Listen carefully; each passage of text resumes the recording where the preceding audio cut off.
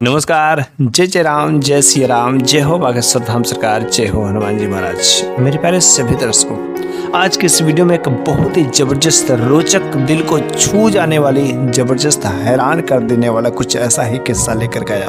आखिर उस गांव वालों ने एक मरी हुई लड़की की शादी एक गूंगे के साथ में कैसे कर देते हैं। वास्तव में एक कहानी तो शॉक्ड कर देने वाली ही है। जैसे जैसे आप इस कहानी के अंदर जो प्रवेश करते जाएंगे, वैसे वैसे यह कहानी आपके दिलों को छूता जाएगा, आपके दिलों को झकझोरता जाएगा। इसलिए आप इस कहानी के, इस किस्से के अंत तक अवश्य बने रहेगा। तो चलिए हम लोग इस किस्सा को अब बिना देरी के शुरू ही कर देते हैं। तो एक बार की बात है कि एक गांव में 3 भाई थे। उन तीनों भाइयों के पास धन दौलत, जमीन जायदाद की किसी चीज की कोई कमी नहीं थी, सब कुछ ठीक ठाक था। लेकिन 3 भाइयों में से 2 भाई बिल्कुल ठीक ठाक थे, उनका स्वास्थ्य, हालचाल सब कुछ ठीक ठाक। लेकिन जो बेचारा तीसरा भाई था, भगवान ने उसको बहरा और गूंगा बना दिया था। उसको ना तो जुबान दिया, ना तो कान दिया सुनने के लिए, और वे दोनों भाई इसी का नाजायज फायदा उठाते थे। गूंगे भाई को हमेशा अलग, हर चीज़ों से अलग वह समझते थे। दोनों के दोनों गूंगे भाइयों को छोड़ करके जो बड़े दोनों भाई थे, उन लोगों की शादी हुई। शादी होने के बाद घर में उनकी पत्नी भी आ जाती है, बाल बच्चे भी हो जाते हैं। लेकिन वे दोनों भाई जो इतने बेईमान थे कि छोटे भाई को घर से बाहर निकाल देते। एक तो भगवान ने उसे गूंगा बना दिया, बहरा बना दिया। उसके बावजूद इन दोनों के दोनों बड़े भाइयों ने इतना नाइंसाफी कर दिया कि छोटे भाई अर्थात जो गूंगा भाई था, बहरा था, उस बहरे भाई को घर से बाहर निकाल दिया। बेचारा वह बाहर जाकर के झोपड़पट्टी में रहने लगा। इसके पास तो धन दौलत सब कुछ, जमीन जायदाद था, लेकिन क्या करोगे, दोनों के दोनों भाई बेईमानी करके उसको घर से बाहर निकाल दिया। लेकिन उस गूंगा जो भाई था ना, उसका समय बीतता गया और दोनों के दोनों बड़े भाई जो थे, घर से जब बाहर निकाल दिए तो वे लोग क्या उसकी शादी विवाह के बारे में सोचेंगे। गांव के जो छोटे छोटे लड़के थे ना, उसको चिढ़ाते थे अलग अलग नाम से। तो वह इस बात को समझा कि यार, इस समय जिसके पास पैसा है ना, उसे की जय जयकारा होती, और मेरे पास तो कुछ नहीं है जमीन जायदाद तो है, लेकिन भाइयों ने हड़प करके रख लिया है। उसे कुछ समझ नहीं आता। लेकिन चाहे जो कुछ भी हो, भगवान अगर एक चीज़ कमी करता है तो एक चीज़ देता है, और इस दुनिया में अगर तुम्हें भेजा है तो कुछ ना कुछ ऐसी चीज़ें जरूर दिया होगा कि जिसकी वजह से इस दुनिया में गुजर बसर हो जाएगा। और उस गूंगार जो बहरा भले ही था, लेकिन उसका दिमाग का बड़ा शातिर था, बहुत होशियार था। उसने सोचा यार, मेरे पास जब तक पैसे नहीं आएंगे तब तक कोई रिस्पेक्ट नहीं करेगा, और मौका आने पर तो मैं अपने भाइयों से बदला लेकर के ही रहूँगा। आज जो उन लोगों ने मेरे साथ में ऐसा काम किया है, अपने बड़े भाई का होने का कोई जिम्मेदारी ही नहीं समझते हैं। तो उन्होंने क्या किया, एक जो दूर एक गांव था, उस गांव का एक मुखिया का बड़ा ही नाम था। वहाँ पर वह पहुँचता है और वहाँ पर वह चौकीदारी का नौकरी करता है। बल्कि वह चौकीदारी का नौकरी बड़ी ईमानदारी से, श्रद्धापूर्वक करता है। तो कुछ उसे सैलरी मिलते, कुछ पैसे मिलते ठीक ठाक, और वह सारे के सारे पैसों को इकट्ठा करना शुरू कर दिया। साल भर, 2 साल वह घर पर ही नहीं आता है। जब घर पर नहीं आता है तो ये दोनों के दोनों भाई समझे कि लग रहा है कहीं चला गया, मर गया होगा, ख़त्म हो गया, अब उसको कोई चिंता की बात नहीं है। लेकिन 2 साल 3 साल के बाद जो है, वो जो मुखिया था, उनके यहाँ जो काम करता था ना, उनकी एक जो बेटी थी, बड़ी ही खूबसूरत थी, और वह हमेशा उसकी नज़र उस लड़की पर पड़ती थी। वह सोचता था कि काश मैं उससे शादी कर लेता, मेरा उसके साथ विवाह हो जाता तो कितना खुशनसीब मैं होता। लेकिन भला कोई अपनी बेटी को कैसे गूंगे और बहरे के हाथ में दे दे, उसे कोई शादी कौन अपनी बेटी देगा। लेकिन बेचारा ये चाह करके भी कुछ नहीं कर सकता था। लेकिन खुदा का करिश्मा, एक दिन ऐसा हुआ कि जो मुखिया का इकलौती एक बेटी थी जो खूबसूरत थी, वह खेतों के रास्ते कहीं जा रही थी। बस रास्ते में एक विषैले सर्प ने उसे काट लिया। जब सर्प ने काट लिया, घर पर लोग उसको किसी तरीके से लेकर के झाड़ फूंक सब करने वाले आए। तो जो उस मुखिया की पत्नी थी, मुखिया की पत्नी ने कहा, मेरी बेटी की अभी शादी नहीं हुई, लेकिन हम चाहते ना कि भी मेरी बेटी मरी हुई नहीं है, मेरी बेटी सुहागिन हो जाए। अगर कोई इसके मांग में सिंदूर डाल दे इस समय, तो बस मेरा बेटी का जीवन धन्य हो जाएगा। मुखिया कहता अरे कहीं तुम्हारा दिमाग तो पागल नहीं हो गया ना, अरे इस समय कौन इससे शादी करेगा और कौन इसके मांग में सिंदूर भरेगा, कोई नहीं भरेगा। वह जो मुखिया और मुखिया की पत्नी कहती कि नहीं जी कोशिश तो करना है, क्या हो मजा। वह अगल बगल लोगों से पूछते कि कोई मेरी बेटी से शादी करेगा, मेरी बेटी के मांग में सिंदूर डालेगा, मेरी बेटी अंतिम सांस ले रही, कोई तो मेरी बेटी को सुहागिन कर दे। और आखिरकार उस गूंगे के पास में जब जाते हैं तो लोग, मुखिया उससे हिचकिचाता है कि गूंगे के साथ में नहीं नहीं ऐसा नहीं हो सकता। लेकिन आखिरकार जब कोई नहीं तैयार भी हुआ तो बेचारा मरता, बेचारा क्या ना करता। मुखिया ने उस गूंगे से पूछा क्या तुम मेरी बेटी से शादी करोगे, मेरी बेटी के मांग में सिंदूर भरोगे? बल्कि वह तो अंतिम सांस ले रही थी। वह गूंगा तैयार हो जाता है, कहता कि हाँ मैं आपकी बेटी के मांग के सिंदूर में, क्योंकि उससे कोई शादी करने के लिए तैयार नहीं था तो कम से कम कोई ये तो नहीं कहेगा उसकी शादी नहीं। उसने उसके मांग में सिंदूर डाल दिया। मांग में सिंदूर डालने के बाद जो है कहा कि आप लोगों ने इसका मेरे साथ तो विवाह करा दिया, लेकिन अब इसका क्रियाक्रम करना, अंतिम संस्कार करना ये मेरी जिम्मेदारी है। अब आप लोग यहाँ पर इसे कुछ नहीं कर सकते, हम खुद, अब मेरी यह पत्नी है और मैं इसे ले जा करके अपने यहाँ दान संस्कार करूँगा। ये सब जो बातें जो है हिंट में, इशारों में आओ करके बात बताता है और कुछ लोगों को समझ आ जाती है। फिर उसने क्या किया, 4 कहारों को बुलाया और उस मुखिया से कहा कि 4 कहारों में इसको बढ़िया से दुल्हन की जोड़ी में सजा करके, जैसे एक डोली जो है जाती है एक दुल्हन की, वैसे ही इस डोली जाएगी। फिर जो अच्छे से उस को दुल्हन बना करके उस डोली में बैठा दी गई और वह दुल्हा बन करके वह आगे आगे चलने लगा। पूरा रात जो कहारों ने उस डोली को लेकर के गया, क्योंकि दूरी लंबी थी, उसका जो गांव दूर था तो अपने गांव को ले जा रहा था। सुबह सुबह का समय हुआ तो वह जो एक नगर से गुजर रहा था तो उस नगर के एक चौधरी साहब थे जो उनकी बीवी चौधराइन, वह अपनी दोनों बेटियों को लेकर के उसी रास्ते से गुजर रही थी।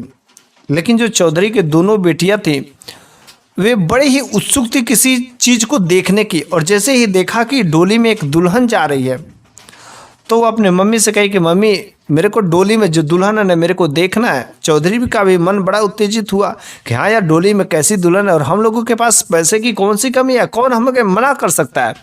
तो वह जा करके उन कहारों से कहती है कि देखो भाई मेरी बेटियों को दुल्हन देखने का मन करे, दुल्हन दिखा दो। गूंगा कहता है नहीं नहीं नहीं मैं दुल्हन नहीं दिखा सकता, कभी नहीं, ऐसा बिल्कुल काम नहीं, मैं अपने घर ले जा रहा हूँ। हिंट हिंट में इशारे में बात करता है। तो फिर उस बात को कहार जो है स्पष्ट करते थे कि आखिर क्या कहना चाहता है। तो उसकी बेटियां जिद पर आ गई, उसके जितने भी पैसे लेना हो तुम पैसे ले लो, लेकिन मेरे को बस दुल्हन दिखा दो। वह जो है कहार कहते करे जब वो तैयार ही नहीं हो रहे तो मैं कैसे दुल्हन दिखा सकता हूँ। वह गूंगा देखा कि ये सब जो जिद पर आ गए मानने के नाम नहीं ले। तो गूंगे ने कहा देखिए चौधराइन जी, इशारों में, मेरी बीवी जो अंदर बिल्कुल सुरक्षित है, दुल्हन है, लेकिन मैंने सुना है कि रास्ते में अगर कोई देखता है तो उसकी नज़र अगर तीखी रहती, कड़वी रहती, कोई कुछ कर देगा तो मेरी बीवी मर जाएगी। तो मेरी बीवी बड़ी नाजुक है, बहुत ही सेंसिटिव है, मैं नहीं दिखा सकता। वो कहती भला ऐसा कोई किसी के देखने से मर सकता? उसने कहा इसलिए तो मैं बोल रहा हूँ मत देखिए। लेकिन चौधराई के दोनों बेटियां जिद पर आ जाती हैं। तो उस गूंगे ने भी शर्त रख दिया।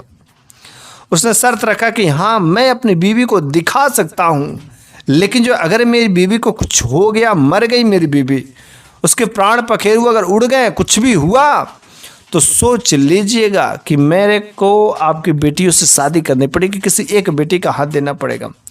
चौधराई ने कहा अरे भला हम लोगों को देखने से कोई मर सकता है क्या? चल ठीक है, तू जिस भी बेटी का हाथ पकड़ लेगा, मेरी 2 बेटियां, मैं उस बेटी की शादी तुम्हारे साथ में कर दूंगा। अब जो है चौधरी की दोनों बेटियां जाती हैं और एक इधर से एक उधर से हटाती है, और जब अंदर देखती है तो वास्तव में ऑलरेडी वह दुल्हन मरी पड़ी थी। जब मरी पड़ी थी दोनों देख करके साख होकर के बाहर निकलती है और तुरंत जा कर के वह जो गूंगा अंदर देखता है तो उसकी दुल्हन तो वास्तव में मरी पड़ती है। वहाँ पर वह तुरंत लगता है चिल्लाने, इन्होंने मेरी बीवियों को मार दिया, मेरी बीवी को मार दिया, मेरी पत्नी को मार दिया, मैंने बोला था मत देखो मत देखो मत देखो। लेकिन चौधराइन देखिए आपको अपना वादा पूरा करना पड़ेगा। वहाँ पर कुछ अगल बगल के लोग भी इकट्ठा हो जाते हैं, सारी बातें बताई जाती है। तो बस चौधराइन को अपना उस बात पर अटल उतरना पड़ता है।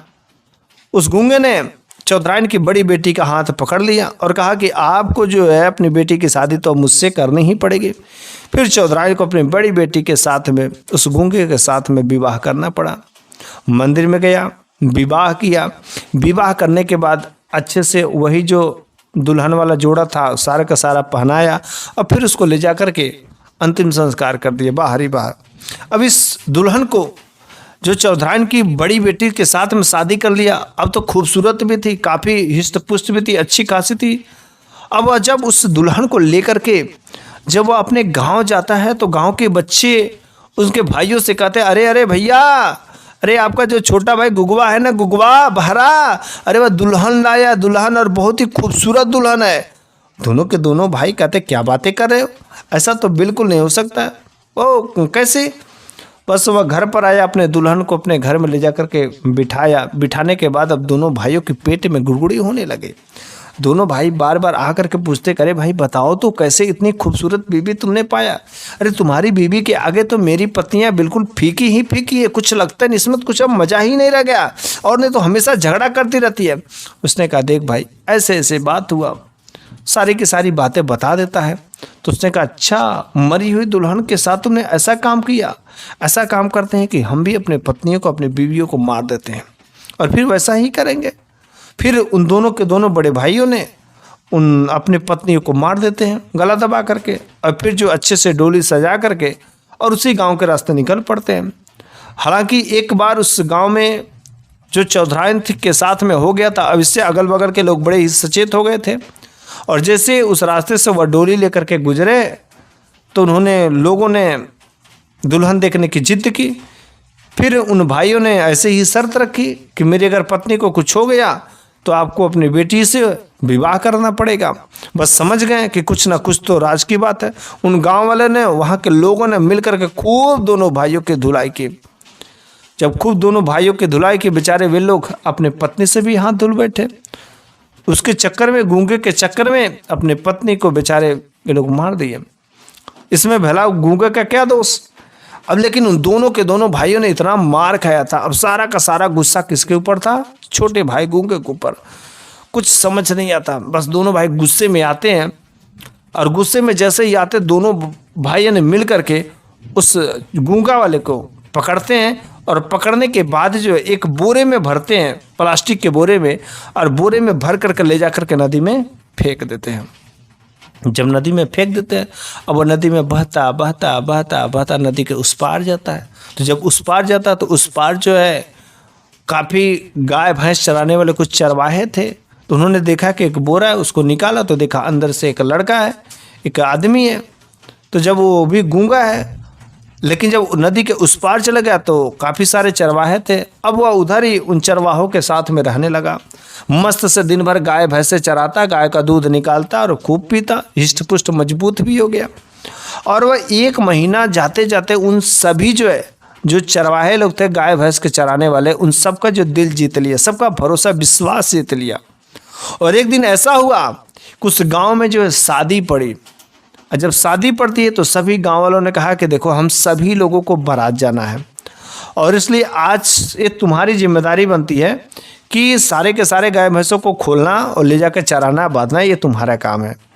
और हम लोगों को जाएंगे शादी बारात में, क्योंकि पहले के समय में जब शादी विवाह होता था 4-4 दिन 5-5 दिन लोग रहते थे, तो लंबा दिन रहेंगे, इस कारण से तुम्हारी जिम्मेदारी है। उसने कहा ठीक है आप लोग जाइए, कोई दिक्कत नहीं है, मैं हूँ ना, मैं आप लोगों को सारी की सारी गाय भैंसों को सुरक्षित तरीके से रखूंगा, ये मेरी जिम्मेदारी है।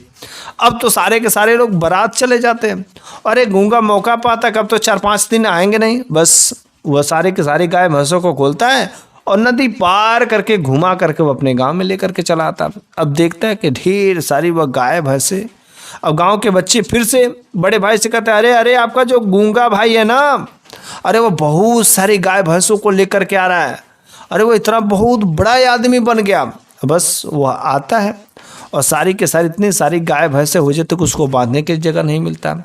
अब वो एक एक गायों को बेचना शुरू कर देता है, एक एक गाय भैंसों को बेचना शुरू कर देता है, चराता और फिर से बेचता। ऐसे करते उसके पास ढेर सारे पैसे इकट्ठे हो गए। वह जो अच्छा सा आलीशान घर बनवाया, महल जैसा घर बना, वो अपनी पत्नी को लेकर के और कुछ गाय भैंसों को लेकर के रहने लगा।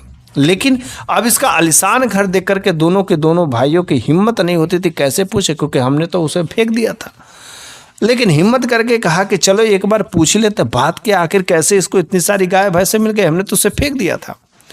अब दोनों के दोनों भाई जब इसके पास गूंगे के पास गए तो गूंगा इशारे इशारे में बोला, अरे भाई लोग, आप लोगों ने तभी प्लास्टिक के बोरे में बात करके हमें फेंका था, वो भी नदी के किनारे ही फेंका था। अगर आप लोग हमें बीच में फेंके होते तो अवश्य और दूर जाता और ज़्यादा मैं गाय भैंस लेकर के आता। आप लोगों ने बहुत बड़ी गलती की। उसने कहा तो भाई ऐसा काम करो, मेरे को भी वैसे करो और जो है हम लोगों को बीच में फेंकना। उसने कहा ठीक है। अब बगल का एक पड़ोसी भी जो सब बातें सुन रहा था कि सब जाएंगे गाय भैंसे लेकर के आएंगे, और ये सारे की सारी राज बता दिया। बस ये दोनों को भी वह बोरे में पैक किया और वो साथ में पड़ोसी का भी लड़का भी तैयार हो गया। कहा मेरे को भी 2-4 गाय भैंसे मिल जाएगी, ठीक है। उसको भी पैक किया और नदी से में ले जा करके नाव से बीच नदी में फेंका।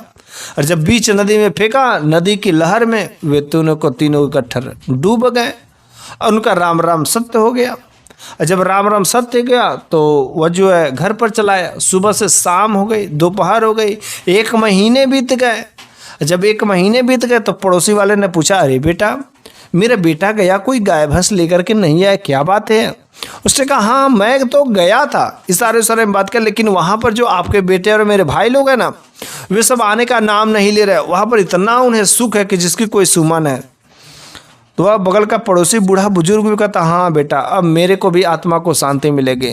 चल मेरा बेटा भी अब 2 पैसे का जीवन का सुख काट रहा है और मैं भी अब यहाँ पर सुखी सुखी मर जाऊँगा, किसी चीज़ की कोई चिंता फिक्र नहीं है।